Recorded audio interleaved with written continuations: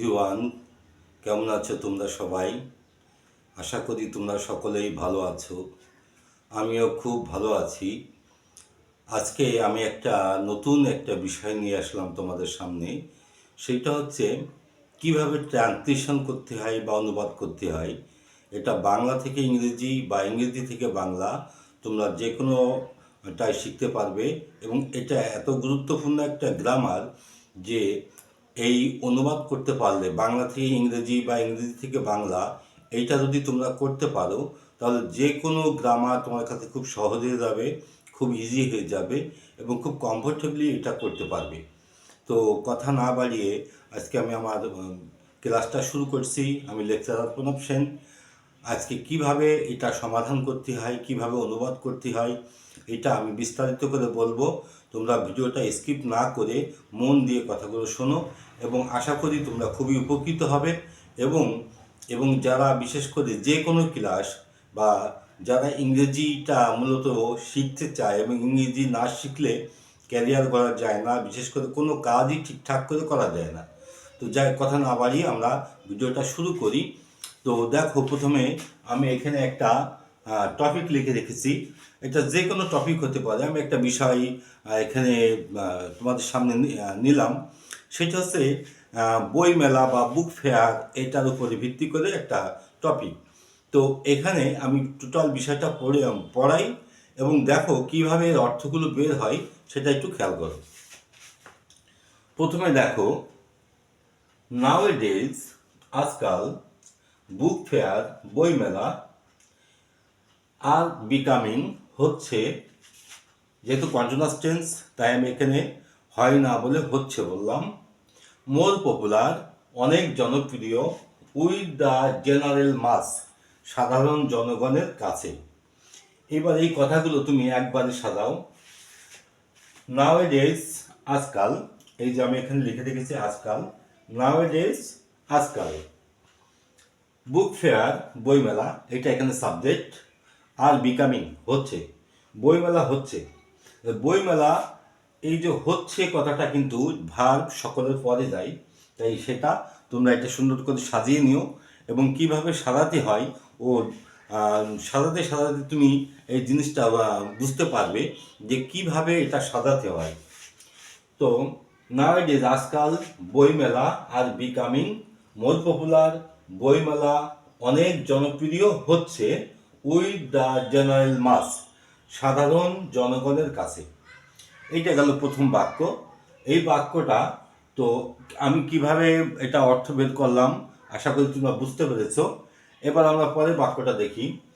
They are held, ওগুলো অনুষ্ঠিত হয়, in different cities and towns, বিভিন্ন শহরে এবং নগরে। এই যে এক একটা অংশ, they are held in different cities and towns on some social occasion, আমি এখানে ভাগ ভাগ করে দিলাম যাতে করে বুঝতে সুবিধা হয়। অর্থাৎ যখন আমরা অনুবাদ করি তখন কিন্তু এক একটা অংশ বা এক একটা খণ্ড আলাদা আলাদা করে সেটা কিন্তু অর্থ বের করতে হয়। দে আর হেল্ড, ওগুলো অনুষ্ঠিত হয়। এই বাক্যটা প্যাসিভ ভয়েস হয়েছে। প্যাসিভ ভয়েস হয়েছে বলে মূল ভাবটা পাস্ট পার্টিসিপল হয়েছে, তার আগে আর বসেছে। দে আর হেল্ড, ওগুলো অনুষ্ঠিত হয়, ইন ডিফারেন্ট সিটিজ, বিভিন্ন শহরে এবং নগরে, অন সাম সোশ্যাল ওকেশন, বিভিন্ন সামাজিক উপলক্ষে। আশা করি আমি বিষয়টা বোঝাতে পেরেছি। এখানে দেখো, প্রথম লাইনটা লিখেছি, আজকাল বইমেলা সাধারণ মানুষের কাছে অনেক জনপ্রিয় হচ্ছে। দ্বিতীয় লাইনটা লিখছি বইমেলা বা ওগুলো। আমরা এখানে বইমেলাটা লিখলাম এই জন্যই যে যাতে বোঝার সুবিধার জন্য। আমি যদি এখানে প্রোনাউনটা ব্যবহার করতাম তাহলে আমার কনফিউশন থেকে যেত, সেজন্য এটা এখানে বইমেলাটা লিখলাম। বইমেলা অনুষ্ঠিত হয় বিভিন্ন শহর এবং নগরে, কিছু বলছে সামাজিক উপলক্ষে। এইটা গেল দ্বিতীয় বাক্য। এবার পরের বাক্যটা দেখো, book on different টেস্টেস on different subject, এই পর্যন্ত কিন্তু মূলত সাবজেক্ট। তারপরে এটা আর্কেট, এটাও প্যাসিভ ভয়েস একটা অংশ। অ্যান্ড ডিসপ্লেড, এখানে আর একটা ভার্ব ব্যবহার করা হয়েছে। In a good number of stalls, both sale and exhibition এই পর্যন্ত শেষ। তাহলে আমি এখান থেকে এই পর্যন্ত প্রথমে অর্থটা বের করবো, অর্থাৎ সাবজেক্টটা বের করবো।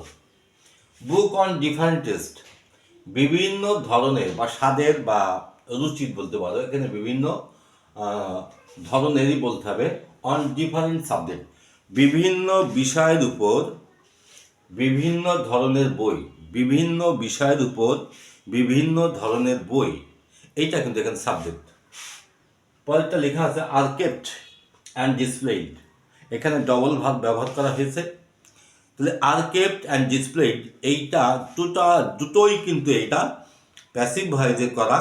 তো প্যাসিভ ভয়েসটা তোমরা জানো যে প্যাসিভ ভয়েস মানে মূল ভার্বের পাস্ট পার্টিসিপল হয় এবং তার আগে একটা করে বি ভার্ব হয়। এখানে আরটা হচ্ছে বি ভার্ব, কেপ্টটা এবং ডিসপ্লেটা মূল ভার্ব। আর কেপ্ট রাখা হয় এবং সাজিয়ে রাখা হয়। In a good number of stalls, বেশ কিছু সংখ্যক স্টলে বা দোকানে। Of both sale and exhibition, একটা প্রদর্শনী এবং বিক্রি উভয়ের জন্য। তাই এখানে বিক্রির এবং প্রদর্শনীর উভয়ের জন্য বেশ কিছু দোকানে ওই বিভিন্ন ধরনের বিভিন্ন বিষয়ের উপরে বিভিন্ন ধরনের বই সাজিয়ে রাখা হয়। বাক্যগুলো যখন এইভাবে অনেক বড় হয়ে যায় তখন কিন্তু সাদাতে গোছাতে সমস্যা হয়, বিশেষ করে যারা প্রথম শ্রেণীর লার্নার বা বিগিনার পর্যায়ে যারা আছে তাদের যে সমস্যাটা হয় সেটা হচ্ছে অনেক কিছু যখন দেখে তখন কিন্তু তারা একটা বিভ্রান্ত বোধ করে, তারা মনে করে যে আমি পারবো না। তো এখানে আমি এই কথা এর আগেও একবার বলেছি যে যদি তুমি ভাবো যে তুমি পারবে না তাহলে তুমি আর পারবে না, কিন্তু যদি তুমি ভাবো যে না আমি পারবো, আমি আমার দ্বারা সব সম্ভব, তাহলে সম্ভব।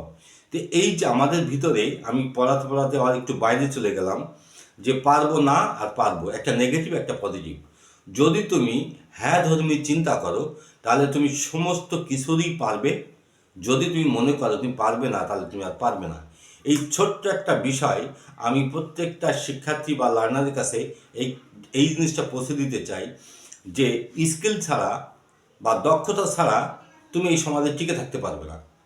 তো যারা মেধাবী হতে যদি চাও তাহলে তোমাকে সব সময় বা সর্বদা চর্চার মধ্যে থাকো, একটা স্কিল অর্জনের জন্য থাকো। তো ইংরেজি যেহেতু একটা আন্তর্জাতিক ভাষা, এইটা কি বলি এর গুরুত্ব আমি যদি সারাটা দিনও ধরে বলি তাহলে এটা বলে আমি শেষ করতে পারবো না। তো যাই হোক, তো তোমরা মন দিয়ে ভিডিওটা দেখো, ক্লাসটা দেখো, তুমি অনেক কিছু জানতে পারবে এবং বুঝতে পারবে। তো এখানে আমি এই কথাগুলো লিখলাম না এখানে, তো আমি এটা তোমাকে স্ক্রিনে লিখে দেবো, তুমি এই কথাগুলো ওখান থেকে দেখে নিও।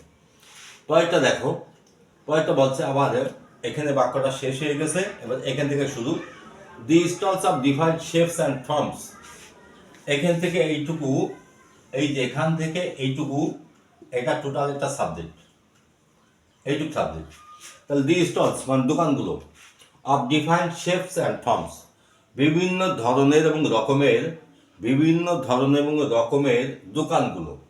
আর বিউটিফুলি, সুন্দর করে ডেকোরেট সাজানো থাকে।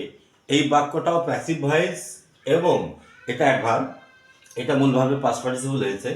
তাহলে বিভিন্ন ধরনের এবং রকমের দোকানগুলো সুন্দর করে সাজানো থাকে টু অ্যাট্রাক্ট, অর্থাৎ এইটা হচ্ছে ভার্বের অংশ। এখান থেকে আর একটা অংশ এখান থেকে চলে গেছে, সরি দাগটা ব্যাখ্যা হয়ে গেল এই পর্যন্ত। Two attract the attention of the book lovers, বই প্রেমীদের মনোযোগ আকর্ষণ করার জন্য বিভিন্ন ধরনের এবং রকমের বই দোকানগুলো সাজানো, সুন্দর করে সাজানো থাকে। তো এইটা তুমি যদি একবার প্র্যাকটিস করে ফেলো তখন তুমি সাজাতে সাজাতে তুমি নিজেই বুঝতে পারবে যে কিভাবে বাক্যগুলো সাজানো হলো, কিভাবে এগুলো সমাধান করা হলো। তো এইটা আসলে 2-1 দিনের প্র্যাকটিস না, একটু তোমাকে সময় দিলে এটা তুমি রপ্ত করতে পারো। পরের বাক্যটা দেখো, it is a very charming and popular place, এটা হয় একটা চমৎকার বা মজার, তুমি যেটা বলো, অ্যান্ড পপুলার প্লেস এবং জনপ্রিয় জায়গা, স্পেশালি বিশেষ করে ফর দ্য বুক লাভার্স, বই প্রেমীদের কাছে। এটা একটা মজার এবং জনপ্রিয় জায়গা, বিশেষ করে ফর দ্য বুক লাভার্স, বই প্রেমীদের কাছে বলতে পারো বা জন্য বলতে পারো। লাইক দ্য টিচার্স, এখান থেকে আর একটা ফ্রেজ যোগ হয়েছে।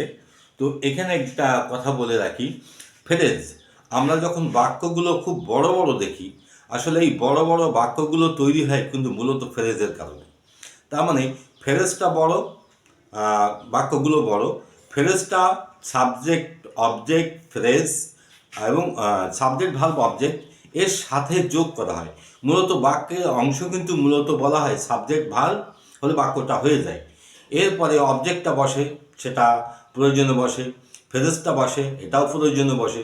তো এখানে বড় বাক্য দেখলে তোমরা বিভ্রান্ত হবে না। এখানে বড় বাক্য হোক ছোট বাক্য হোক, তোমরা ছোট ছোট করে জোড়া দিতে শেখো, আস্তে আস্তে তুমি এটা শিখতে পারবে। এখানে একটা আমি এই ভিডিওটা এই জন্য বানাচ্ছি, বিশেষ করে যারা ইংরেজি পড়ে বা ইংরেজি পড়ে মনে থাকে না। মনে না থাকার একটাই কারণ, সেটা তার অর্থ সে বোঝে না বা অর্থ সে জানে না। কারণ আমরা যখন কোনো কিছু না জানি তখন কিন্তু সেটার অর্থ আমরা কিন্তু মনে থাকে না বা মনে থাকবেও না। আর আমরা যদি অর্থ বুঝি বা অর্থটা যদি জানি, তাহলে সেটা মনে রাখতে কিন্তু খুব সুবিধা হয়।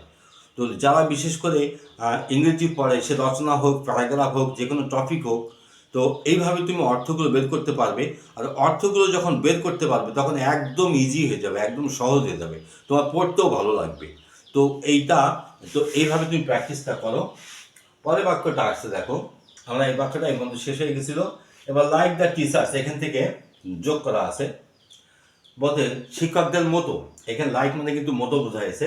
শিক্ষকদের মতো, টি স্টুডেন্ট ছাত্রদের মতো, দি পোয়েটস কবিদের মতন, ইভেন সাম অথার্স এবং কিছু লেখকদের মতো। এই কথাগুলো কিন্তু যুক্ত করা হয়েছে। এখানে 4টে পয়েন্ট আউট করা হয়েছে। একটা হচ্ছে যে যেহেতু বই টিচারদের কাছে খুব কি বলি, খুব জনপ্রিয় থাকে, কারণ টিচাররা বই পড়তে পছন্দ করে।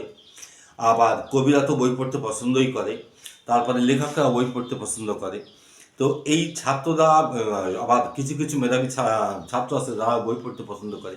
তো এই যে বইগুলো যারা পছন্দ করে, এখানে কিন্তু তাদেরকে উল্লেখ করা হয়েছে। তো আমরা ফ্রেজগুলো আবার একটু ভালো করে সুন্দর করে সাজাই। It is a very charming and popular place, এই পর্যন্ত যে বাক্যটা থামো। এটা যদি 9 বেসিক স্ট্রাকচার ধরি, তো এটা হচ্ছে তোমার 2 নম্বর স্ট্রাকচার। তো এটা এত কিছু বললে তোমাদের কাছে খুব জটিল লাগতে পারে। তো তারপরেও আমি একটু যতটা সুন্দর করে বলা যায়, যতটা বিস্তারিত করে বলা যায়, আমি ততটা বিস্তারিত করে বলার চেষ্টা করছি। It is a very charming and popular place, এটা একটা খুব সুন্দর এবং মজার জায়গা, বিশেষ করে ফর দ্য বুক লাভার্স, বইপ্রেমীদের কাছে। লাইক দ্য টিচার, শিক্ষকদের মতন, ছাত্রদের মতন, সবগুলো একই কথা হবে। শিক্ষকদের মতন, ছাত্রদের মতন এবং কবিদের মতন, এমনকি কিছু লেখকদের মতন। পরের বাক্যটা, যেহেতু বাক্যটা এখন শেষ হয়ে গেছে, পরের বাক্যটা দেখো, এখান থেকে শুরু হলো বিসাইডস, পাশাপাশি। পাশাপাশি এটা একটা বাড়তি অংশ। তারপর বলছে এগুলোকে বলা হয় কানেক্টরস। কানেক্টরসটা হচ্ছে আগের বাক্যের সাথে পরের বাক্য যেগুলো যুক্ত থাকে, বা আগের বাক্যে দেশ কাটেনি, বা আগের বাক্যের কোনো কথার কোনো ইমোশন, কোনো ফিলিংস ছিল, সেইটার কথা যখন পরবর্তীর সাথে যোগ হয়, তখন সেইগুলো সাধারণত কানেক্টরস দিয়ে যোগ করা হয়। তো এখানে besides the connectors, book stalls বলছে, বিসাইডস বুক স্টল, বই মেলার বলছে বইয়ের দোকানের পাশাপাশি দেয়ার আর সাম স্টলস, সেখানে আরও কিছু দোকান আছে। হয় যেখানে ক্যাসেটস অফ রবীন্দ্রসঙ্গীতের ক্যাসেট, আগের দিন আমরা ক্যাসেট দেখতাম, সেই ক্যাসেটের কথা বলছে। নজরুল গীতির ক্যাসেট এবং ফোক সং মানে লোকগীতি ইটিসি ইত্যাদি আর সোল্ড, সেগুলো বিক্রি করা হয়। তো এই যে আর সোল্ড, এটা আমার প্যাসিভ ভয়েস। দেখো এখানে অধিকাংশ বাক্যই প্যাসিভই লেখা আছে। তো এই ভয়েস চেঞ্জের আমার একটা ভিডিও আছে, তোমরা সেই ভিডিওটা দেখো, তাহলে তুমি এগুলো খুব আরও ভালো করে বুঝতে পারবে। তারপরে ইন সাচ এ ফেয়ার বলছে, এই ধরনের বই মেলায়। তো এখানে এটা বলছে, বাক্যটা এখানে শেষ হয়ে গেছে, এবার এখান থেকে শুরু হবে। তাহলে এই বাক্যটা আমি আবার একটু বলি, সেটা হচ্ছে যে বিসাইডস বুক স্টল, বই মেলা, বইয়ের দোকানের পাশাপাশি দেয়ার আর সাম স্টলস, সেখানে আরও কিছু দোকান আছে। হ্যাঁ, যেখানে ক্যাসেটস অফ রবীন্দ্রসঙ্গীতের ক্যাসেট, নজরুল গীতির ক্যাসেট, ফোক সং, লোকগীতির ক্যাসেট, ইটিসি মানে ইত্যাদি, বা এটাকে বলে এট্রাসেট। এট্রাসেট শব্দ অর্থটা হচ্ছে ইত্যাদি বা প্রভৃতি। আর সোল্ড, সেগুলো বিক্রি করা হয়। বাক্যটা এখানে শেষ হয়ে গেল। ইন সাচ এ ফেয়ার, এই ধরনের বই মেলায়, there is also an arrangement, সেখানে আরও আয়োজন থাকে। আরও, অলসো মানে আরও আয়োজন থাকে। অফ রিফ্রেশমেন্ট মানে সতেজতার বা ক্লান্তি দূর করার। তো আমরা এখানে সতেজতার বলি বা বিশ্রামের বলি। বিশ্রামের আয়োজন থাকে একটা বই মেলায়। ফর দ্য এক্সস্টেড ভিজিটার্স, বলে যারা ক্লান্ত ভিজিটার্স বা পরিদর্শকদের জন্য। এখানে যারা ঘুরতে ঘুরতে ক্লান্ত হয়ে যায় তাদেরকে বলছে এক্সস্টেড। তো এক্সস্টেড ভিজিটার্স, এখানে ক্লান্ত পথিক বা ক্লান্ত পরিদর্শকদের জন্য বলতে সতেজতার ব্যবস্থা থাকে সেখানে এই ধরনের বই মেলায়। এইভাবে ছোট ছোট করে তুমি বাংলাটা করো। আচ্ছা, পরেরটা আসছে দেখো। ইউজুয়ালি, বরাবরের মতন, দি ফেয়ার মেলাটা বিকামস ক্রাউডি, মেলাটা ভিড় হয়ে যায় বা জনাকীর্ণ হয়ে যায় ইন দ্য ইভিনিং, সন্ধ্যার সময় বা সন্ধ্যায় মেলাটা ভিড় হয়ে যায় বরাবরের মতন। তো এইভাবে আমি একটু ছোটো করে বা আরও কিছু কথা ছিল, তো সেই কথাটা আমার এই বোর্ডে সব ধরলো না, কারণ তোমাকে বোর্ডে জায়গা লাগবে, অর্থাৎ বোর্ডটা যত বড় হবে তত আমি এই টপিকটা লিখতে পারতাম। তো যেহেতু এটা অনেক বড় টপিক, আমি এখানে তোমাকে জাস্ট একটু পথটা দেখাই দিলাম কিভাবে ট্রান্সলেশন করতে হয়, কিভাবে অনুবাদ করতে হয়। তো যেভাবে আমি ইংরেজির বাংলা করলাম, ঠিক অনুরূপভাবে তুমি বাংলারও যদি এভাবে ইংরেজি করো, এইভাবে বাংলা টু ইংরেজি, ইংরেজি টু বাংলা, এইভাবে করতে করতে খুব বেশি দিন লাগে না। তুমি যদি একটা মাস প্র্যাকটিস করো, তাহলে তুমি এই 10 বছরে যতটুকু তুমি ইংরেজি শিখেছ সেই জিনিসটা তোমার 10 দিনে হয়ে যাবে, যদি তুমি এইভাবে প্র্যাকটিসটা করতে থাকো। তো যাই হোক, আজকের ভিডিওটা আর বড় করছে না, আজকে এই পর্যন্তই। তো আবার দেখা হবে সামনে একটা নতুন ভিডিও নিয়ে। আর যদি আমার এই ক্লাসটা ভালো লাগে তাহলে বন্ধুদের মধ্যে শেয়ার করে দিও, এবং সাবস্ক্রাইব করে না থাকলে সাবস্ক্রাইব করে দিও। ওকে, আজকে এ পর্যন্ত, আবার দেখা হবে সামনে একটা নতুন ভিডিও নিয়ে।